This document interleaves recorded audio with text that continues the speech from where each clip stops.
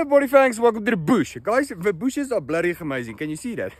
It's like a bloody fairy tale. However, there's always a wolf there in between the three little piglets. Yeah. Now, a lot of people ask me, Barry, do you get a lot of people from other countries here to get on top of the safari trokkie with you to drive in between the wild and dangerous animals on a safari trip there in the bushes there? Yes, I do. And this is what they look like.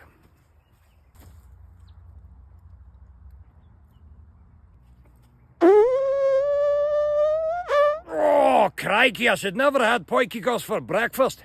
Hey, Barry, what type of animal is that? Is that what you call a rhinoceros? Mens kan sien met 'n eie oge dat jy 'n man is wat kom van die land af, wat die mans rondloop met 'n klein rokkies daar lig in 'n sakkie en blaas om klank te maak.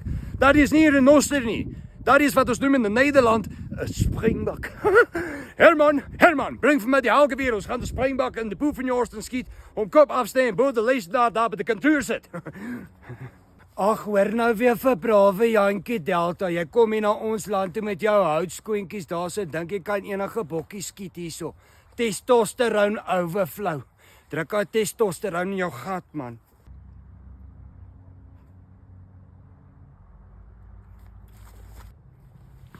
Whoa, bro, you scared me there, eh? Sorry, man, it was just like taking my snake for a shake here, eh? Rolling a little bit of a parrot salad there. What are we checking out here, bro? Is he like a pigeon or something, eh? Well, I'll be damned. Never thought I'd see a gazelle running around freely in the bushes.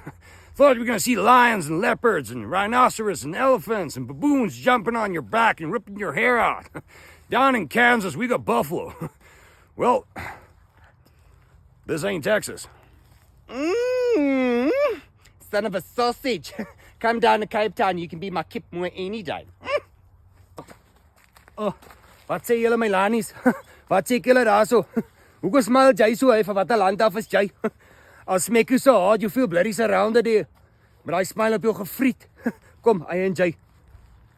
What y'all doing here staring at all the animals? I told you all. Stay here by the safari car. I'm going to fetch a GTA.